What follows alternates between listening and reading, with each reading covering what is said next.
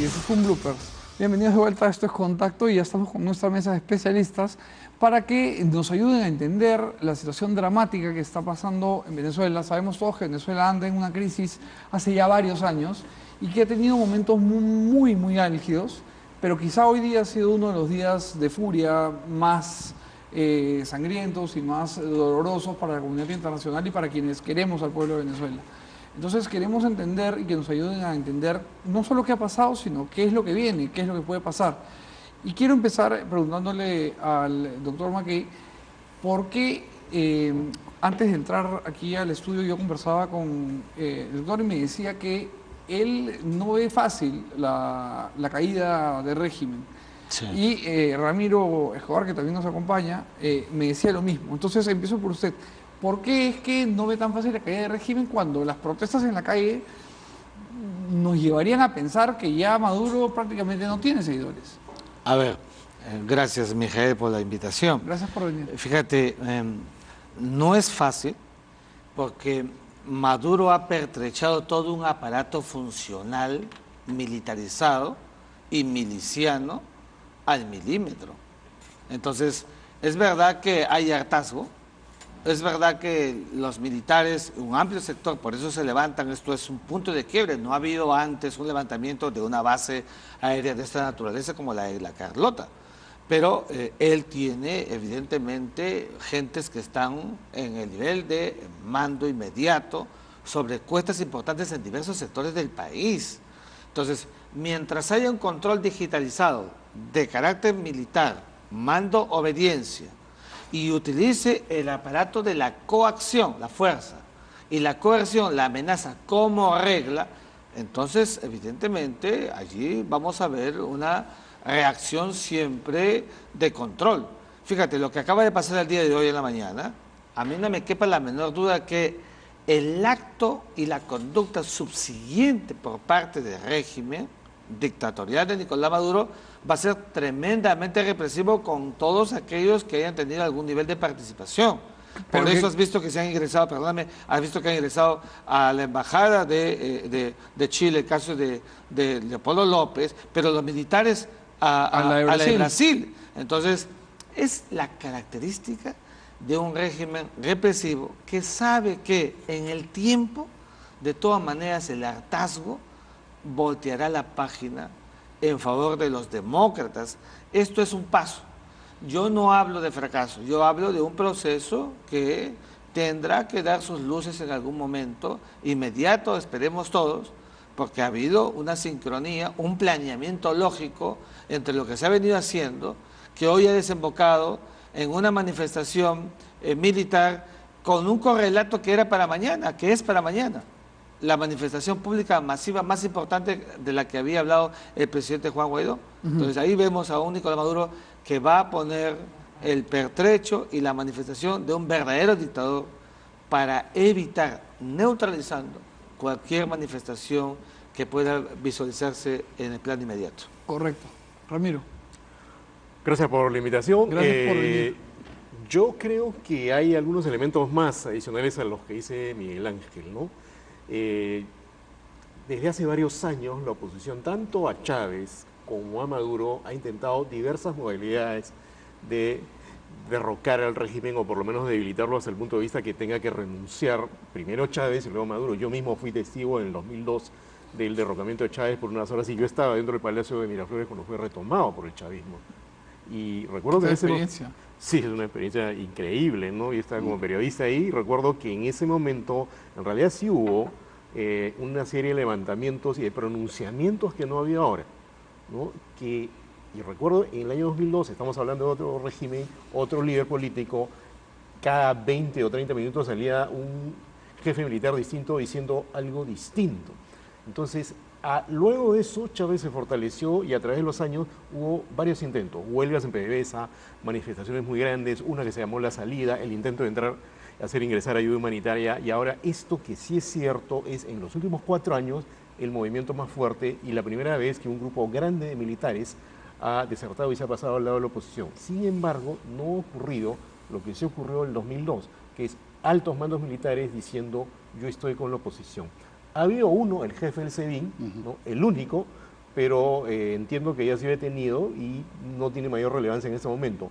Si tú no ves en una ciudad o en un país tanques saliendo a la calle, no tanquetas como esta que protagonizó este episodio tan monstruoso que seguramente lo vieron en la mañana, atropello, de atropellar una gente, imagen una cosa terrible, sumamente ¿no? cruel, y tampoco ves aviones volando, y tampoco ves jefes militares pronunciándose, entonces es muy difícil que un movimiento de ese tipo se consuma.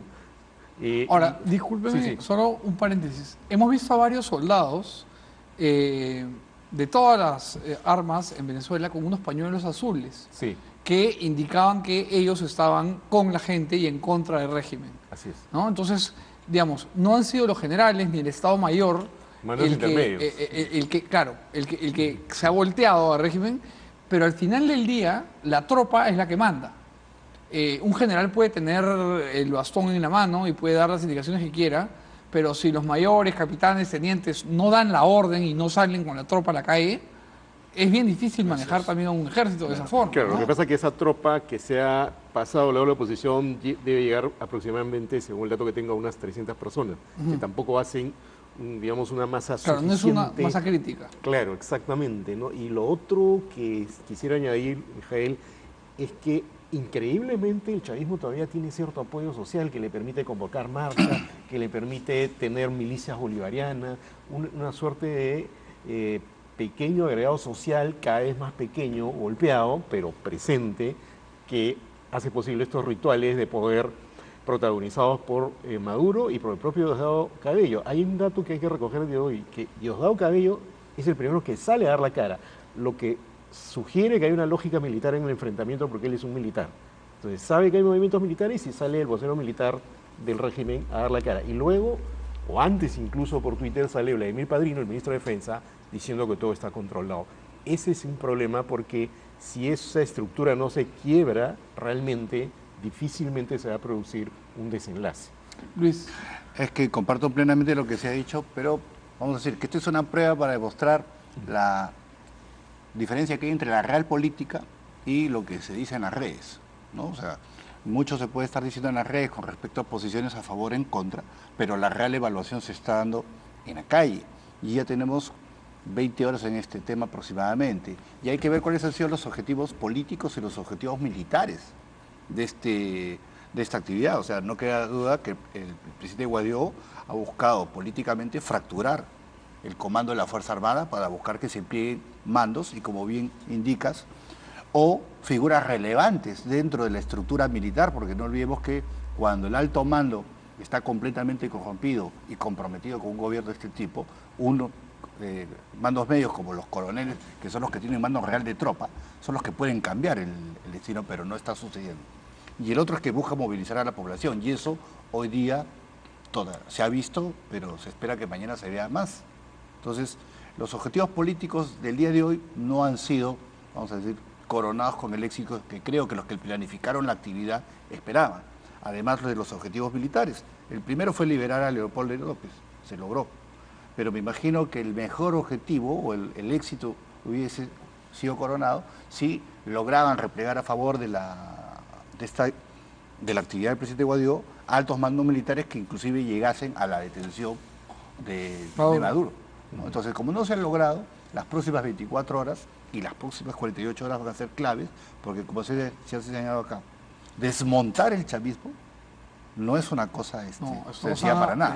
Entonces, ahora, estamos entre una situación de una transición pacífica, que es una situación bastante difícil que se dé, y una situación extrema es que se dé un conflicto civil en las próximas horas en las ciudades. vean, yo he seguido muy de cerca el caso de Venezuela y recuerdo las marchas más importantes que han sacudido Caracas desde que iniciara el régimen de Maduro y ya en los últimos años de Chávez. El Caracazo siendo el más grande ejemplo hasta lo que ha pasado hoy y podría pasar mañana. Sin embargo, cada vez que empieza el pueblo a tomar las calles y a intentar repeler al régimen pacíficamente, marchando y cantando como se ha venido haciendo, uno tiene la percepción de que va a caer el régimen. Porque uno ve las calles y dice, esto es insostenible. Y un día en una entrevista, María Corina Machado me dijo, lo que pasa es que hay algo que no entiendes, que es que no aguantamos más de 15 días en la calle porque todos somos padres de familia. O sea, tenemos que darle comer a nuestros hijos. Entonces, no podemos dedicarnos a hacer huelga 3 meses seguidos porque hay que llevar pan a la casa, ¿no? Entonces, bajo esa disyuntiva, ¿cómo el pueblo puede hacer que el régimen caiga sin recurrir a la violencia ni a una potencia exterior? Fíjate, el hartazgo colectivo social de las calles pasa al hartazgo militar. Ujú. Y ese hartazgo militar es el que hemos visto el día de hoy. O sea, no hay en los 20 años del chavismo, madurismo, una experiencia como la de hoy. La toma de una base aérea y un grupo de militares encabezado por un general que enfrentan al régimen de facto.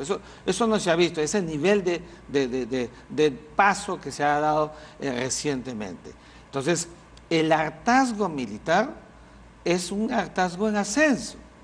¿Tú has visto cómo la gente sale de Venezuela? Pues son familiares de militares. ¿Has visto cómo la gente muere en Venezuela? Pues son familiares de militares. Hay una acumulación. Dices bien cuando los niveles medios de las Fuerzas Armadas son las que tienen el control de tropa. Eso es absolutamente cierto. Pero Nicolás Maduro sabe neutralizarlo. Mira, ¿qué era lo que se esperaba esta mañana? Que apenas producido el levantamiento se produjo un efecto dominó en todo el país.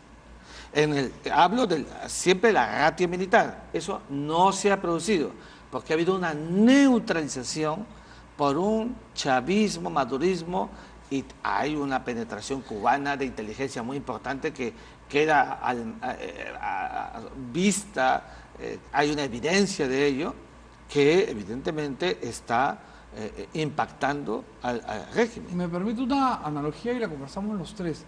En 1916, un grupo reducido de miembros del ejército republicano irlandés tomó en las Pascuas de ese año la oficina central de correos. Y la idea era exactamente la misma. Era si nosotros disparamos el primer tiro en contra del Imperio Británico que estaba peleando la Primera Guerra Mundial, Sí. además, la gente se va a sumar y el pueblo entero se va a levantar contra Inglaterra. Y no se levantó nadie. No se levantó nadie. Y murieron todos. El único que se salvó fue de Valera porque tenía pasaporte americano y a Michael Collins porque no lo reconocieron. Sí. Pero los demás murieron todos en la cárcel de Kilmainham y acabó la revolución. Y por esa misma razón es que ese hartazgo social de la gente, lo que te dijo María Corina Machado es cierto, la gente no soporta, no aguanta mucho tiempo en las calles, se traslada eso a los militares y ahora es el punto de quiebre y entonces claro, hay que esperar, ver cuál es la sintomatología hacia adelante. O sea, los militares hoy, que algunos van a ser detenidos, otros se han refugiado, otros están escondidos, toda esa situación interna ya la hace fractura al proceso interno de una pétrea actitud militar chavista, lo que no había antes, una suerte de frontalidad y de escudo protector del militarismo con una amenaza permanente de Diosdado Cabello sobre los diversos espacios gravitacionales del militarismo. Eso hoy se ha quebrado, puede que no haya logrado el objetivo, pero es el paso pues, porque el hartazgo tiene que producir una consecuencia. ¿Cuál es esa consecuencia? La caída inevitable de un Nicolás Maduro que no va a ser sostenido ya por unos militares que saben que Estados Unidos, por ejemplo, no hemos hablado de la variable Estados Unidos todavía, observa minuciosamente lo que pasa al interior. Y el señor Pompeo ha dicho cosas fuertes, ¿ah? Y ha dicho cosas fuertes. Y entonces, Bien fuertes. Mira, Ahorita las vamos a conversar. mira lo que hubiera pasado si hubiera habido un magnicidio en la mañana. ¿Se refiere usted a que alguien le mete un tiro a Maduro? Por supuesto. O hablemos de Leopoldo López o de Juan Guaidó. O Ok. sea, en cualquier escenario, yo veo en la dinámica internacional de la guerra, del conflicto que tú conoces muy bien. Basta un pretexto. Así fue la Primera Guerra Mundial en 1914 con el asesinato de archiduques en Sarajevo y la Segunda Guerra Mundial también. Los actos conflictuales necesitan de un pretexto, de una circunstancia para poder acometer. Causus belli. Causus belli, que es lo que está necesitando Estados Unidos de América. O sea, tenemos que decirlo, no queremos que lo haga, pero Estados Unidos tiene una plataforma clara. No veo el proceso retroactivo para volver a un statu quo donde Estados Unidos diga, bueno, tendremos que seguir pensando en una nueva fórmula para lograr disuadir a los militares. Correcto. Esa fórmula no la veo. Ahora, Ramiro, el secretario de Defensa de los Estados Unidos, el señor Pompeo, ha tenido hoy, desde la Casa Blanca, unas declaraciones muy contundentes. Fueron breves, pero el mensaje vino cargado de una solvencia del Estado americano y de cerrar filas en contra de Venezuela muy fuerte. Quizás ha sido la declaración, me atrevo a decir, ustedes corríjanme, quizás ha sido la declaración más fuerte diplomática de Estados Unidos hacia Venezuela. Sí. ¿Usted cree que existe, Ramiro, la posibilidad de una intervención americana a Venezuela? A mí me parece que siempre está esa suerte de espada de Damocles sobre la mesa, sobre el escenario. Para que se llegue a concretar, me parece que tendrían que converger varios factores. Por ejemplo, eso provocaría la reacción de Rusia. Me parece un poco difícil que Estados Unidos quiera pelearse en un escenario como Venezuela con Rusia. Sería reeditar la Guerra Fría a sus peores épocas, ¿no? Sin embargo, sí creo que la presión de Estados Unidos es muy clara. Los países que están sintonizando con esa posición dura en la región son Colombia y Brasil. Si te fijas, todos los comunicados de las cancillerías, incluida la nuestra, reiteran su reconocimiento a Guaidó, pero se cuidan de no utilizar la palabra militar, mientras que Iván Duque sí. Iván Duque dice abiertamente en un tuit que apoya a los militares. Bolsonaro ha tenido una reunión de emergencia, alaba la que es actitud de los curioso, militares, ¿no? ¿no? Porque Bolsonaro es militar. Sí, pero Bolsonaro creo que ve con buenos ojos el levantamiento militar. Ahora, yo tengo dudas, ahí creo que discreparía un poco con Miguel Ángel, de que esto sea tan fácil, ¿eh? Porque los militares son parte de la estructura del poder en Venezuela, controlan empresas de alimentos, controlan empresas de minería, controlan puertos, tienen varios cargos en el gabinete, entonces no es tan exacto que ellos sean sumamente golpeados por la crisis. Y el otro factor que hay que tener en cuenta es que ¿qué hay al otro lado del río para un militar que se levanta? ¿Qué seguridad tiene que esto va a prosperar? O te va muy bien o te vas a la va muy cárcel, mal. o te vas a la Y cárcel probablemente por vida. y te tienes que exiliar. De acuerdo. Entonces, ese cálculo personal también es razonable. Y de además parte de la ellos. familia puede sufrir represalias y lo que ya conocemos. Luis, con respecto a una posible intervención colombiana o estadounidense, ¿qué opinas? Y te hago la pregunta con respecto a Colombia, porque el señor Maduro el otro día hablaba de todas las armas que tiene, como diciendo, Colombia no tiene ninguna posibilidad de hacernos daño. Pero hay una diferencia muy importante entre el ejército colombiano y el ejército venezolano, que es que el ejército venezolano no ha tenido acción militar en los últimos 110 años. El ejército colombiano está peleando contra guerrillas hace 60 años y tiene unas fuerzas especiales mucho más fraguadas y soldados con combate encima, y el factor humano en una guerra es decisivo. Sí, claro. Entonces, ¿qué opinión tiene de una posibilidad como esta? Yo creo que, bueno, limitada, ¿no? Porque toda operación militar siempre tiene que haber la evaluación de la factibilidad y las pérdidas, ¿no? Igual, los colombianos tendrían que hacer el análisis de qué pérdidas podrían aceptar en una operación de intervención de Venezuela. Y creo que, de todas maneras, el ejército venezolano está bien equipado. Entonces, como cualquier fuerza armada tiene su doctrina y tiene su preparación para responder una actividad de este tema. Y además, en el contexto latinoamericano y mundial, una intervención de la Fuerza Armada colombiana creo que no sería, no se daría bien dentro de este contexto. Creo sí que la solución del tema venezolano va a venir de adentro y va a venir de los mandos del grado de coronel y de comandante, que son los que tienen comando real de tropa. Porque como dicen los colegas, el tema del alto mando venezolano es que está dentro de la estructura de corrupción del país. No lo va a dejar. Y yo creo que todos los militares tienen el ejemplo de lo que le pasó a Noriega cuando fue capturado y cómo murió.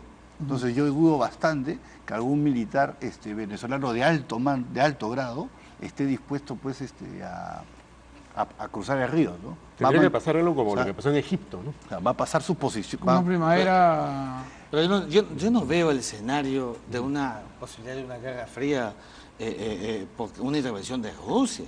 Pero precisamente por eso es que se va a evitar, ¿no? En las relaciones internacionales se cuidan mucho los espacios. Cuando Rusia invade Crimea, de la península ucraniana, Sí, sí. con 1000 tanques, Estados Unidos no hizo nada.